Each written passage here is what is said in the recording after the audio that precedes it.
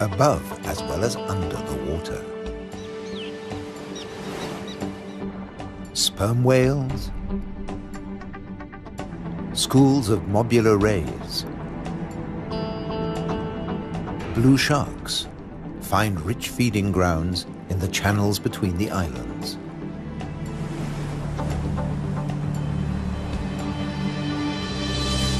Nutrient-rich reefs draw in life. Blue whales seek out tons of krill in ocean depths. Here, around the Azores, Europe's wild islands.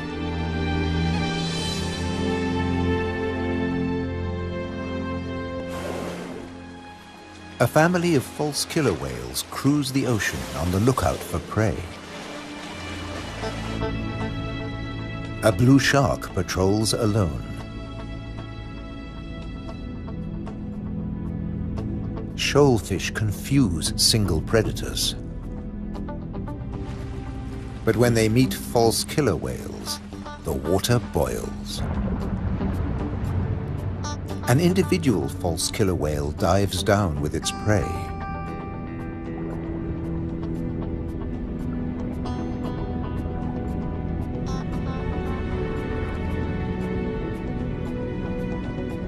A blue shark comes late to the feast, drawn by scent molecules. But this morsel presents a problem.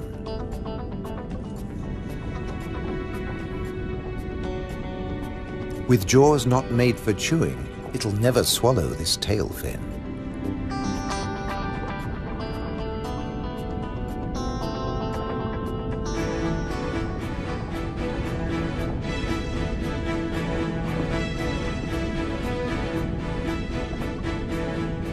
Most fish force water through their gills to breathe. This shark can't, so it has to keep moving.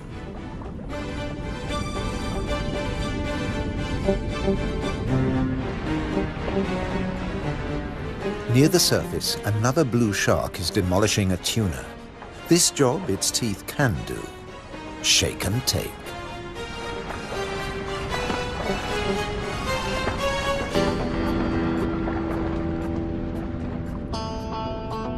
Fragments streaming from its gills float to the surface.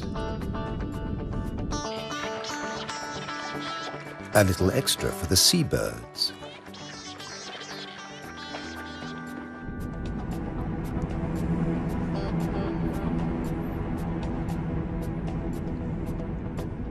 Not all the remains go up.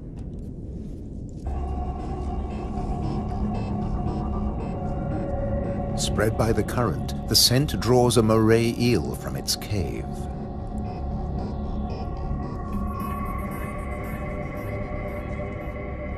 Sea bream, triggerfish, and painted combers are on its tail.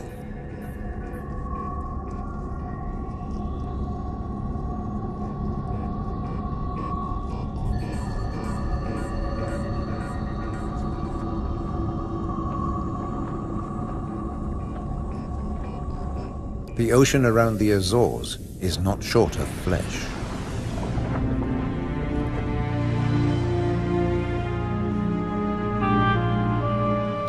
And yet above the water, the islands themselves have no large wild animals. When Portuguese sailors landed on the Azores in 1427, these first humans found no vertebrates at all, except birds and two small species of bat. The birds evolved over time.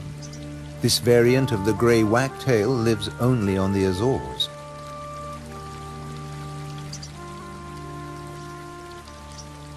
With head feathers a different color from its European relatives.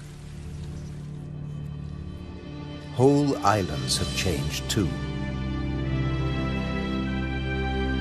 Santa Maria must have been much warmer once.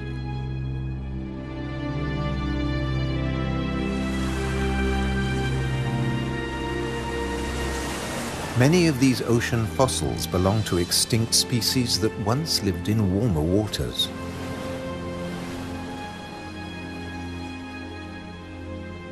The water temperature may have fallen, but not the diversity of species.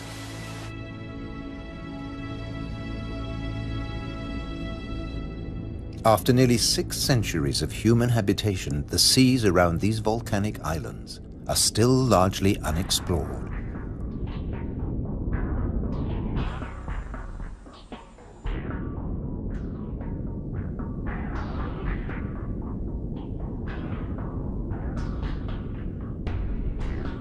This is the world of the anglerfish.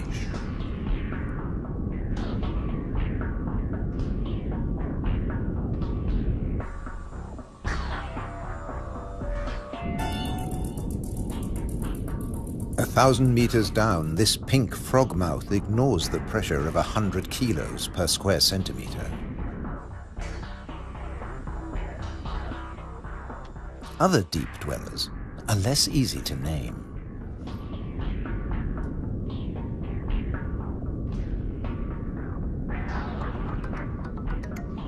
In the darkness, it's easy to underestimate your prey. It has to fit into your stomach.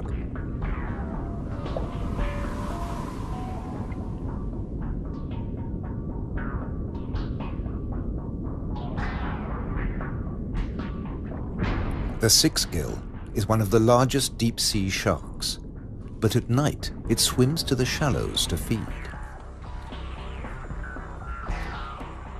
The spider crab lives in darkness. It has never seen this kind of light. Nor has its coral community. Beyond the scorpionfish and past the deep-sea sponges, there's an unknown world.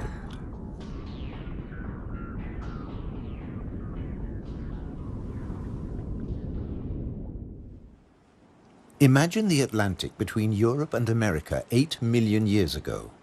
Pressure along the mid-Atlantic ridge forces the continental plates apart. Volcanoes pierce the surface on both the Eurasian and the American side. The Azores.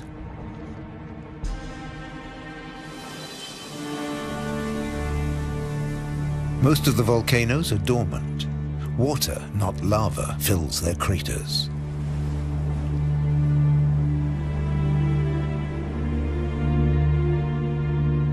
Sometimes only crater edges rear from the sea, worn down by the elements. Spawned by the sea, there too they will return. For now, it's craters that dominate the landscape. Gases still escape from fumaroles on some of the 1,700 volcanoes. Heat brings water almost to boiling point.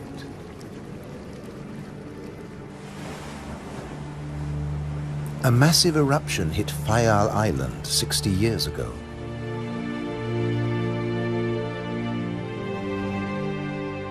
Humans couldn't live in this lunar landscape. Hundreds followed the sun to America. On the volcano's slopes, life had to begin again.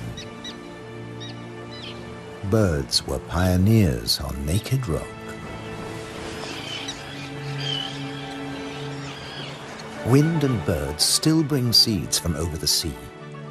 Some come floating in.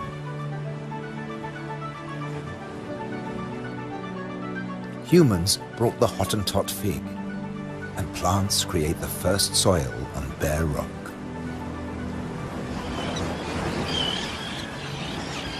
An active volcano will destroy life.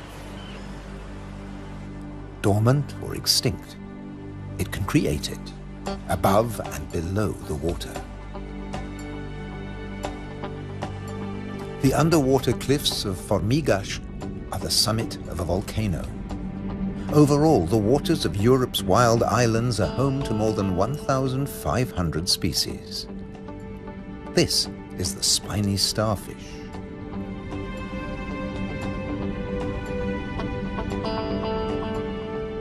There are 530 fish species, like the damselfish, swarming along reef ledges.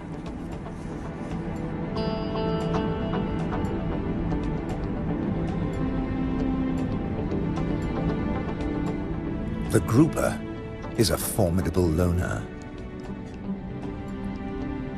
Its giant maws scare off intruders.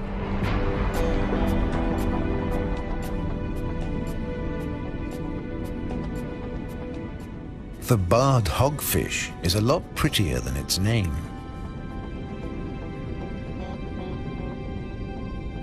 It's a protogynous hermaphrodite like its cousin, the grouper. It starts off female until it reaches a certain length. Then it becomes a male, aggressively defending its territory.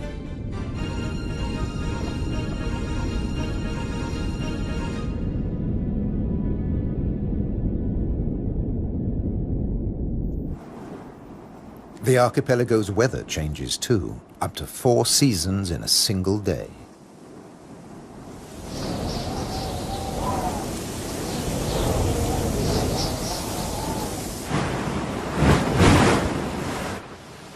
And when the winds blow above, down below, no one is safe. The storm surge tears into the seafloor. But turbulence won't deter European eels from their prey. They're adaptable, living equally happily in salt and in fresh water. This is just swell. Heavy surf stirs up food. For some, that means come out and eat. For others, take cover. The powerful grouper hides in his rock grotto.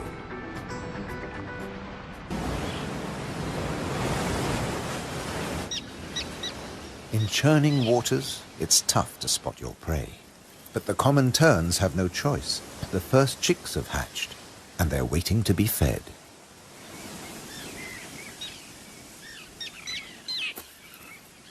Elsewhere, adults are still brooding. The nest, a few pieces of dried grass, hardly visible. The parents sit in turn for 3 weeks. Their beak, both dagger and tweezers, is perfect for catching small fish.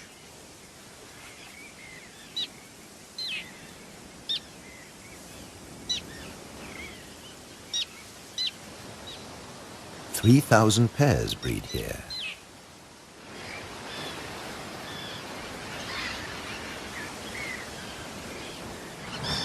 Typically, each couple lays 3 eggs.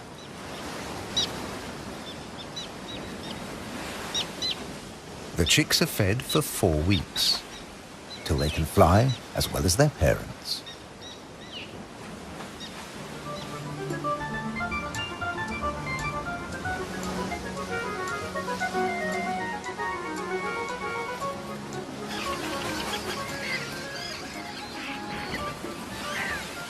Then they're ready for takeoff on the long journey to South Africa.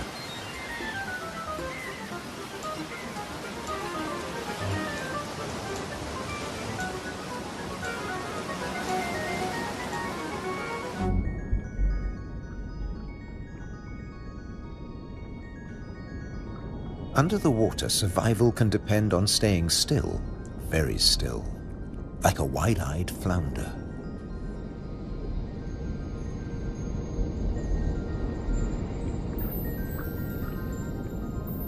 With his general-purpose military markings, the Guinean pufferfish doesn't mind being seen. The Atlantic lizardfish doesn't bother with disguises at all. It simply shimmies into the sand.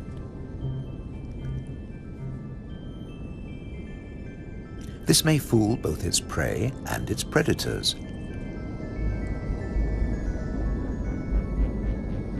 But it won't fool the pufferfish patrol.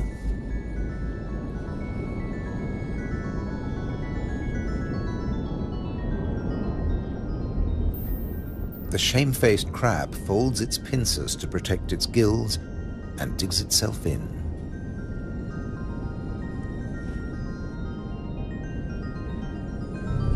Leaving no opening for the plump flatfish.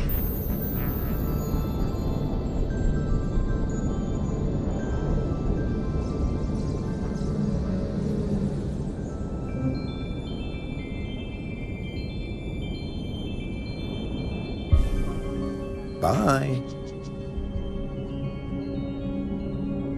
A starfish flees at top speed from a marauding snail.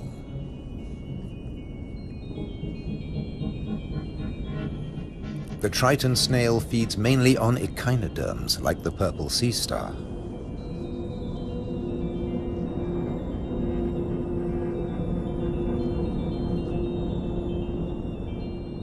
It's no big deal for an octopus. No pickings for it here.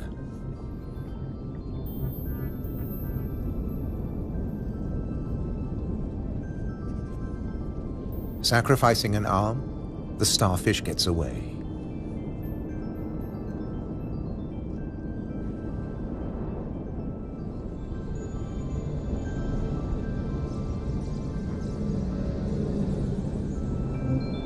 It's escaped with its life, and the limb will grow again. These wild islands in the Atlantic are a freshwater reservoir. Vast amounts of seawater vaporize in the warm ocean air, and freed of salt, they unload onto the Atlantic islands.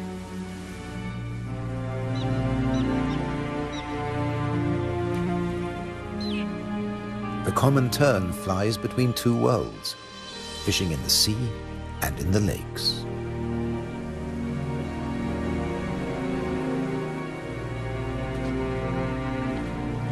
Humans brought the freshwater fish to these islands. Water flows straight off the impervious lava rock.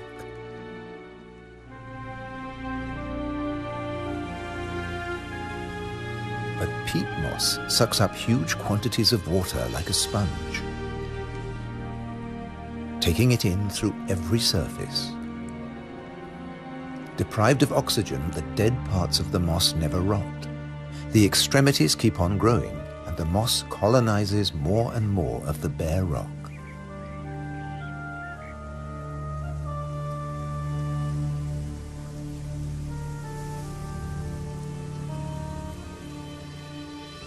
Just beneath, more than 270 caves pierce these wild islands, dark and cold.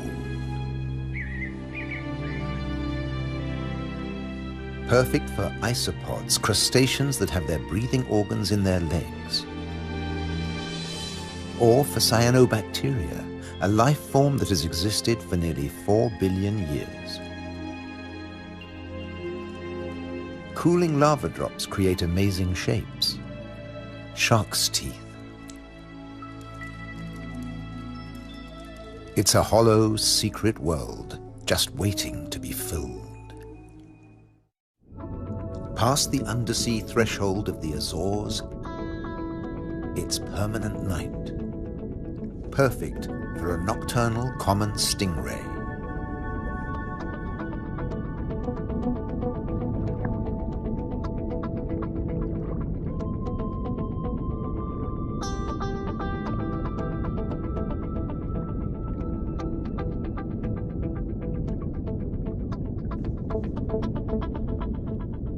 It's not alone here. Sliding over the cavern walls, unicorn shrimp. In the camera light, combers and scorpionfish snatch at their prey.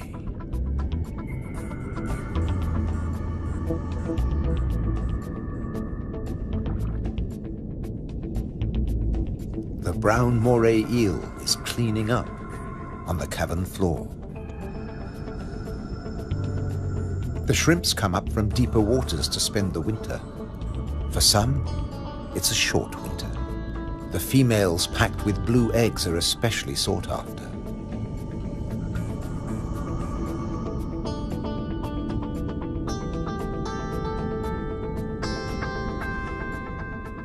The shrimps also live off crustaceans, their own species.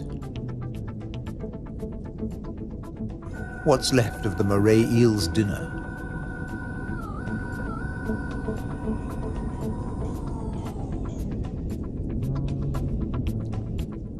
First, eat your neighbor, then take time for a spot of grooming.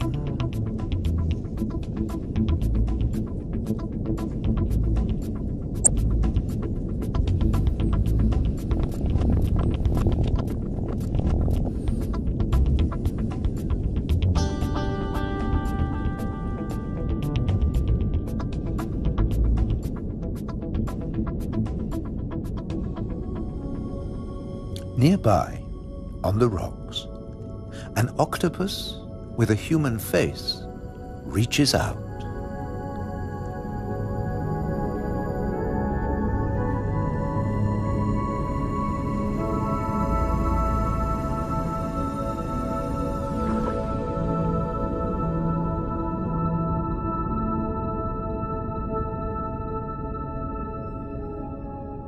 The stingray glides back to the ocean.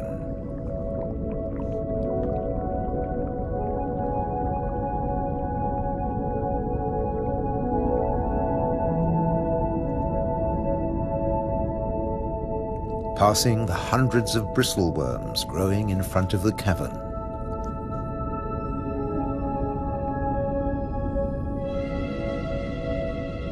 Their tentacles trap particles from the passing current to eat or to construct the tubes they live in.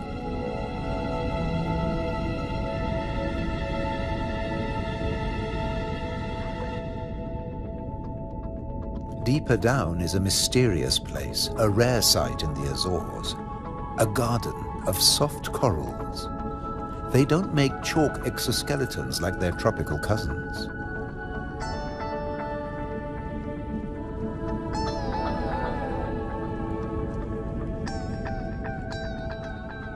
The currents carry plankton down to their home on sunken seamounts.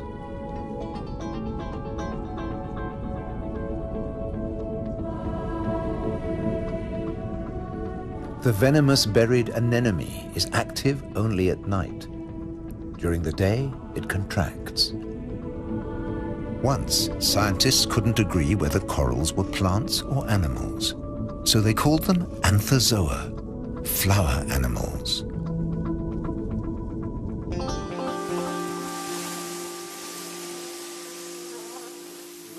No doubt about these. All the flowers on Europe's wild islands arrived from somewhere else. Hydrangeas came from Asia. Natural boundaries between fields. They're a symbol of the Azores.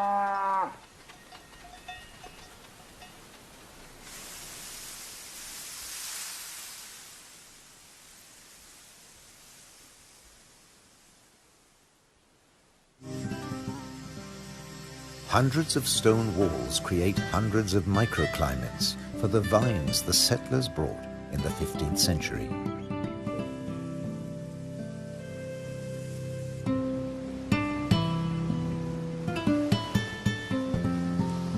"400 years later, the vineyards were abandoned as islanders left for America.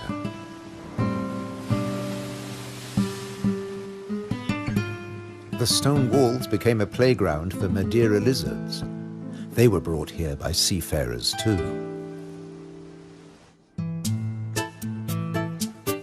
Azores wines are now fashionable again. Nearly 1,000 hectares, more than 2,000 acres of ancient vineyards on the island of Pico have been declared a World Heritage Site by UNESCO. The ruts of ox carts, once the island's only transport. They dragged firewood and building materials for houses and stone walls. And they carried the new wines down to the coast to ship to Europe, but at a cost. Beneath these waters is the strangest, most dangerous place on the Azores. They call it the Anchor Graveyard. Scores of great iron anchors lying on the seabed. When an Atlantic storm hit, the only way to save your ship from the rocks was to cut the anchor rope fast and dash for the open sea. The iron left behind has become a rusting reef for a multitude of creatures. These anchors are coated by algae and tube worms.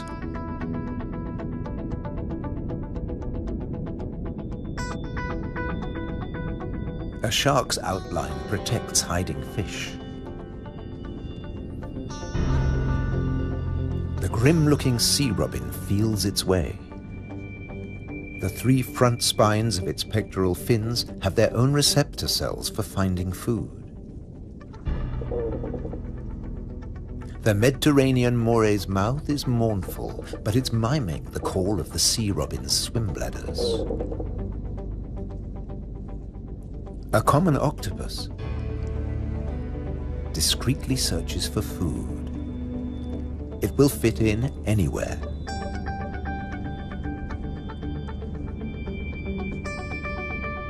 While bearded fireworms clear up the corpses in the anchor graveyard.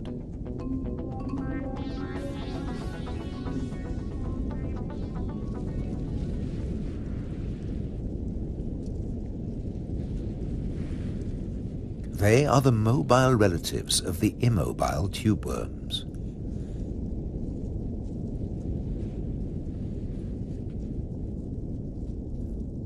The octopus has found another spot to test its camouflage skills.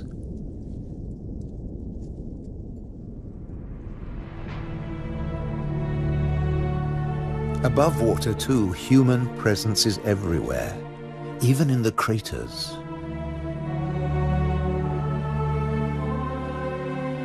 Any straight line means a wall.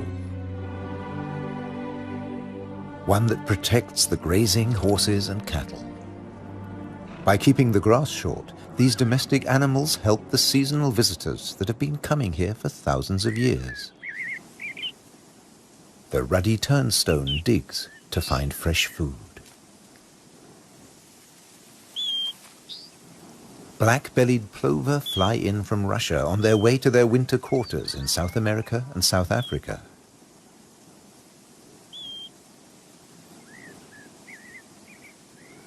The ruddy turnstone drops in from the Arctic.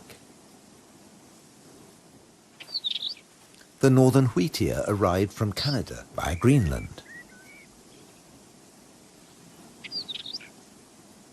The American pipit drifted in from North America.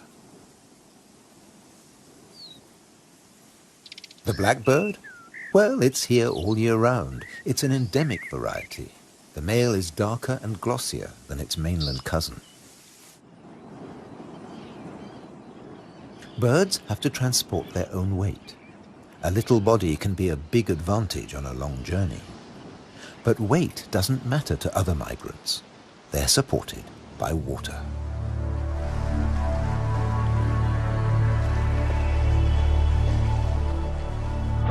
Humpback whales migrate between the Arctic and the tropics.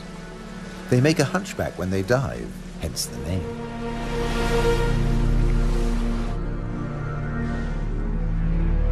A pod of fin whales, the blue whale's closest relatives, the two species can interbreed. They swim back and forth between Arctic and subtropical waters.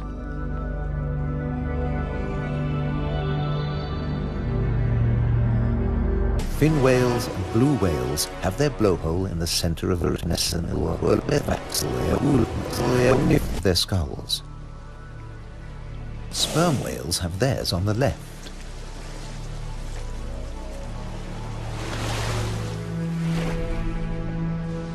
Baleen whales spend long periods sieving krill and plankton from the waters of the Azores.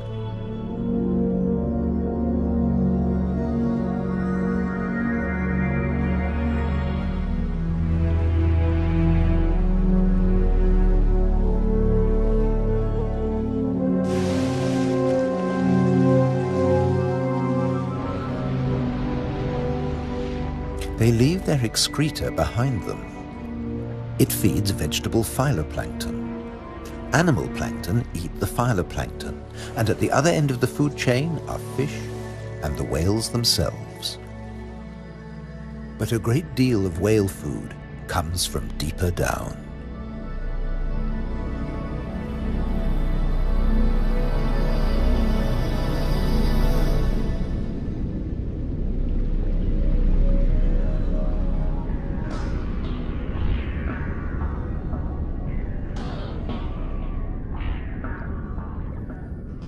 Meanwhile, not all the creatures of the eternal darkness are permanently banished to the depths. Every night, countless organisms leave the realm of the bizarre anglerfish and rise into shallower waters. Colossal amounts of krill join them on the upward journey. A nightly vertical migration.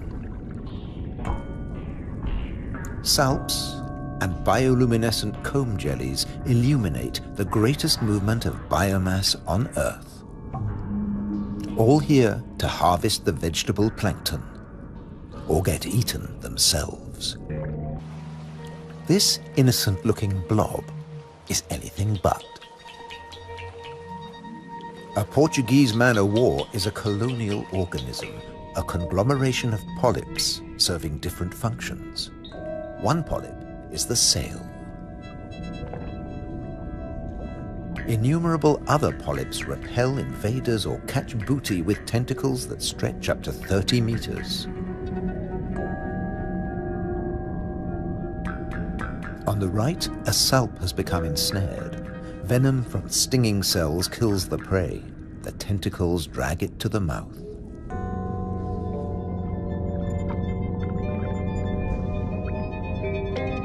Salps are tunicates or sea squirts, more closely related to us than to jellyfish.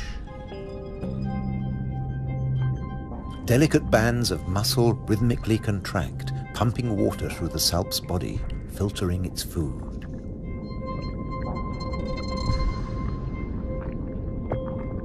Salps build into chains and can direct themselves through the water.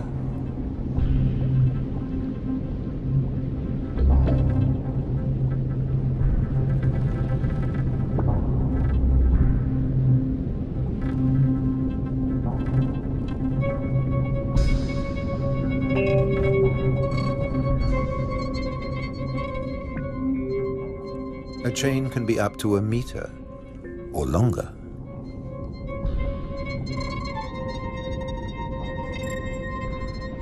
Unlike salps, many jellyfish have venomous tentacles.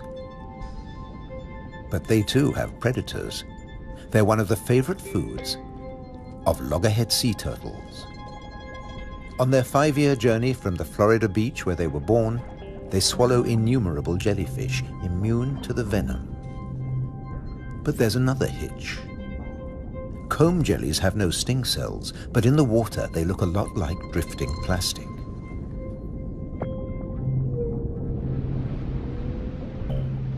And that's the problem. The turtles try to eat plastic, and it kills them.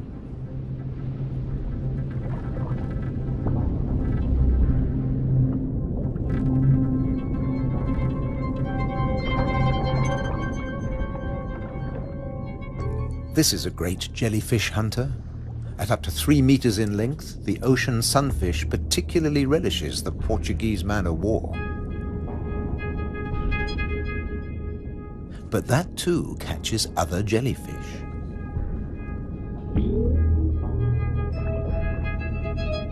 The sunfish can dive. This heaviest of all bony fish tears its prey apart in the depths.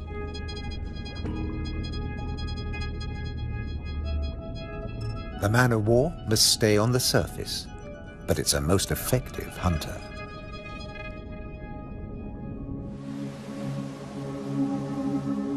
The Cory's shearwater also has a successful strategy, at least in its familiar world.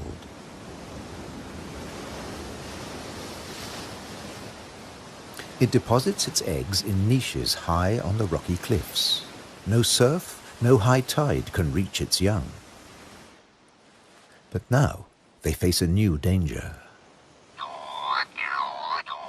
Stray cats.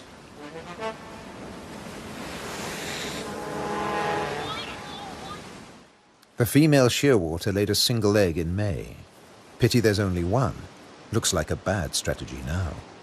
They can't adapt to an unwanted gift brought by humans.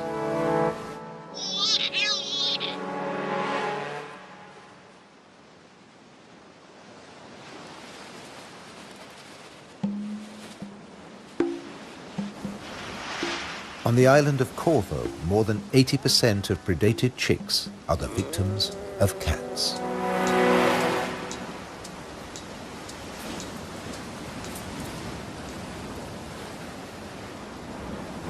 There's nothing the adult birds can do. They spend the whole day out over the sea.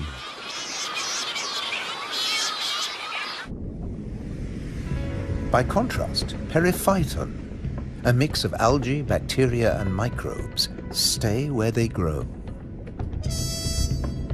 ruled by time and tide. Some quickly find a home on flotsam and jetsam. Attached and yet mobile, they drift across the ocean. Goose barnacles fix onto hard surfaces. Their cirri grasp plankton from the water. No matter what it's made of, marine debris attracts life forms.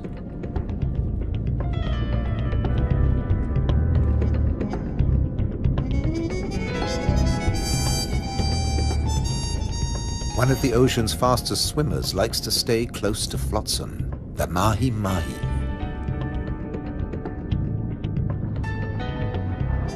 Because floats and buoys provide protection in the open sea. Some species may have survived ocean transfer as passengers on floating debris.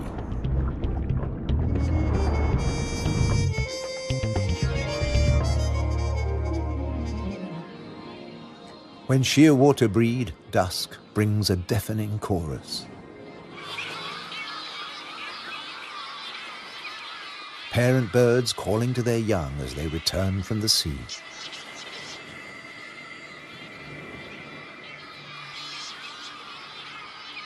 The birds recognize each other's cries.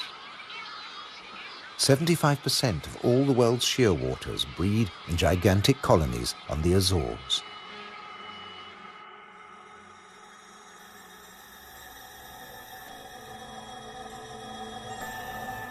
The name Madeira lizard says it all. This creature originated on a distant island. The Madeira wall lizard is very common on the Azores. It's one of the few reptiles found on these islands, and it's very fond of nectar. Invertebrates and vegetable matter complete its diet.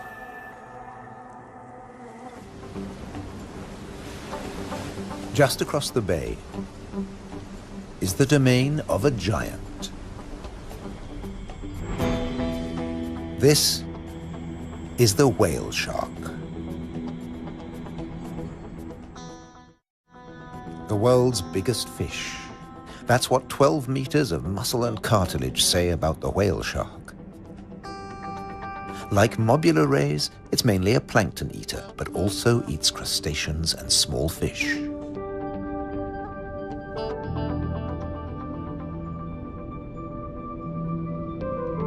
The rays' rolled fins on their foreheads direct the plankton into their mouths.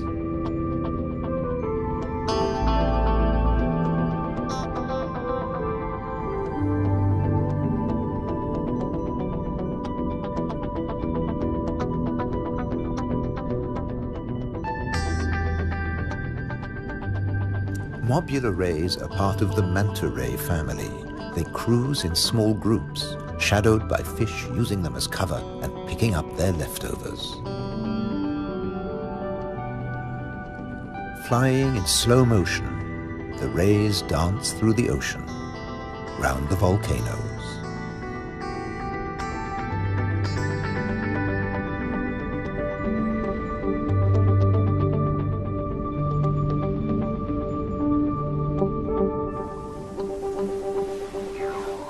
High above, there's something stirring on the cliffside.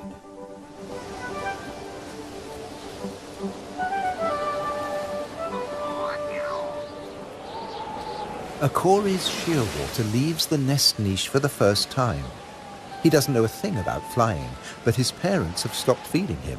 He has to learn to fly as fast as possible, or he'll never have a meal again.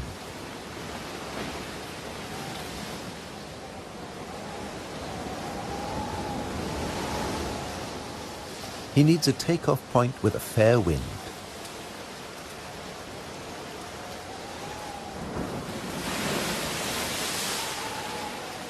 Even on the rocks, he looks unsteady.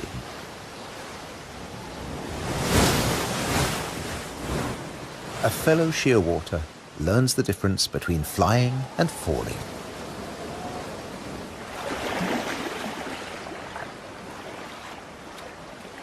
If you're already on the surface of the sea, there's nowhere further to fall. But getting aloft is even more difficult.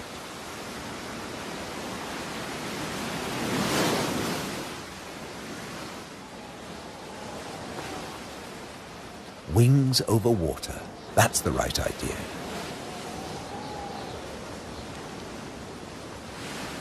Taking off from the sea in a side wind?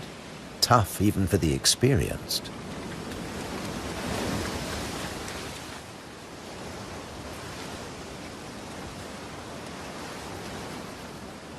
It's now or never. Pluck up your courage. Embrace the wind and off to South America.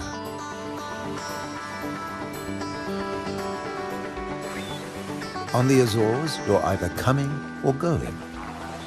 In December, with the sheer waters long gone, male sperm whales are returning from their feeding grounds in the Arctic waters.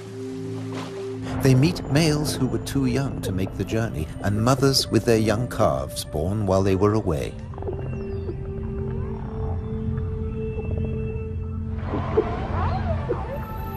While the mother dives for food, her calf stays on the surface.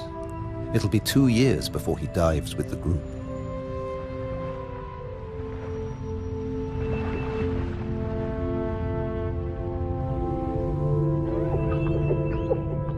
The whales will seek giant squid at a depth of 1,000 meters.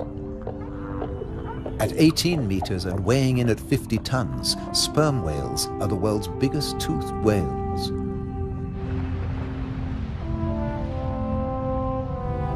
The calf will remain alone for up to an hour, defenseless against a possible attack by killer whales.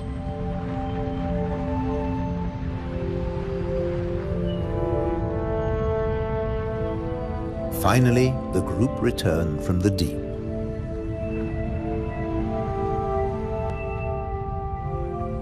The calf is once more under the protection of its mother. She will feed it for 2 years. During this time, she won't fall pregnant. Now the whales can take their ease, preferably hanging vertically in the water.